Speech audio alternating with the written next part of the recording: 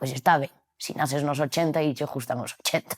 Pa, cerra a porta e di como miña nai, vexa. Que pasa, freaks? Hoxe imos estar con Paula Chaves, máis coñecida como Pauliña. Cantante, compositora e agora tamén actriz, xa que esta cambadesa indómita é un dos rostros do último filme de Ángel de la Cruz, O home e o can, no que por certo colaborou tamén facendo o tema principal da banda sonora. No eido da música conta con 3 discos ás súas costas, así como numerosas colaboracións con grupos como Los Chicos del Maíz ou Boicot. Ollo cos gustos cinéfilos desta prometedora artista, porque ides a flipar con algúns teles. Listos, caníbales?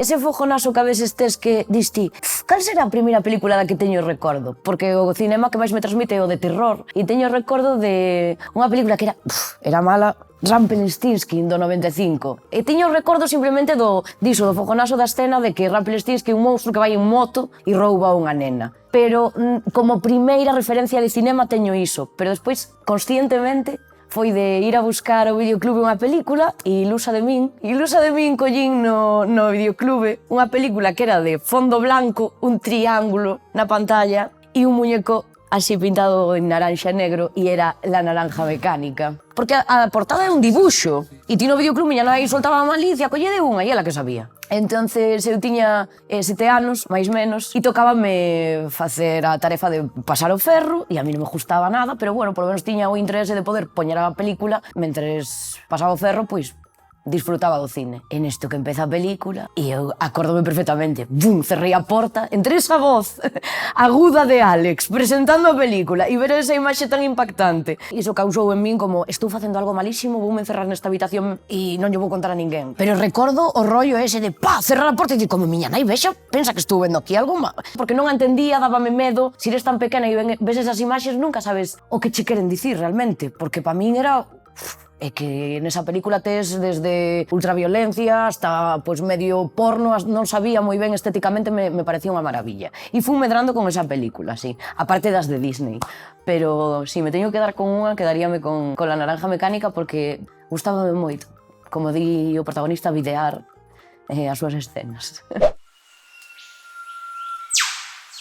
Teño que dicir que unha das películas que máis escaché a rir é Arsénico por compasión. Mima.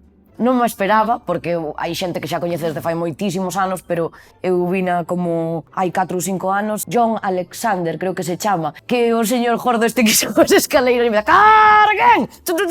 coa trompeta. Mira, morría a risa. Aparte está Cary Grant, que bueno, están as dúas irmáns aí que teñen os corpos metidos no diván, e abre así, non se dá conta, baixa. Sabes? E volvo a mirar, Dios, que aquí hai un corpo. Non sei, fíxome moita gracia e creo que as interpretacións están maravillosas. Tamén está Peter Lorre, que é maravilloso. E despois, pois, gústame tamén o humor do Guateque ou El jovencito Frankenstein, gústame moito. Son películas que se te interesa un pouquiño o cine, tiras un pouco hacia atrás. A mí sempre me gusta ir a eso porque hai gags moi bons. E en Arsénico por compasión, bueno, estou me acordando das escenas e só coa expresión xa me estou rindo.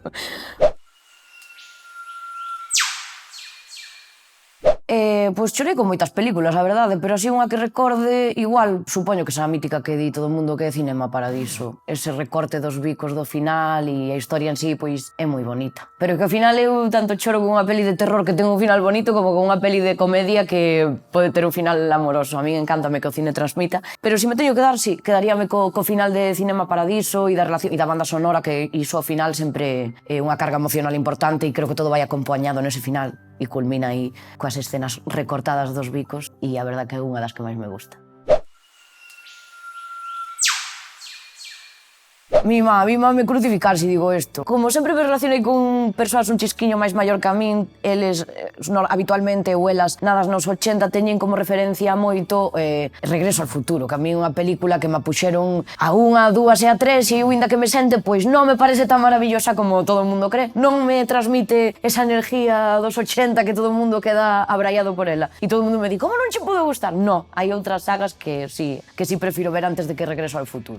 Bueno, pois está ben. Si naces nos 80 e che gustan os 80. Eu non.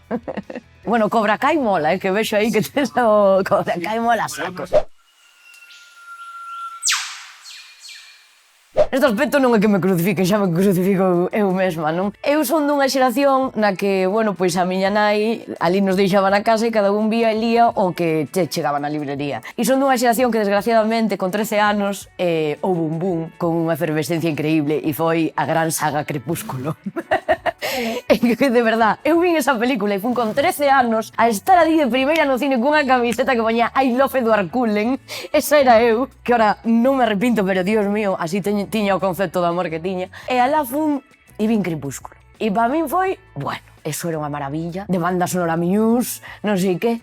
Pasan os anos e eu dicía, bueno, teño que volver a ver esta película. Sigo mo pasando vendo esa película tan ben, porque ahora miro e digo, que tan mala de arriba a baixo, que como me enganaron tanto, como me traguei esto, como brillan os vampiros, por que brillan? Pero na novela, que tamén alín no meu friquismo, tamén brillan. Xuroche que creo que como fans, porque recordo que fora un fenómeno fan moi impactante, o de Crepúsculo, pero o cine de Vile García, entre Star Wars, cando se estrena Star Wars, e o Crepúsculo, recordo que estaba trigado de xente, e para min fora unha película maravillosa. Pero si, non a recomendo a ninguén, Se queredes fumar nos porros e pasalo ben, pois ao mellor sí, pero non realmente é malísima.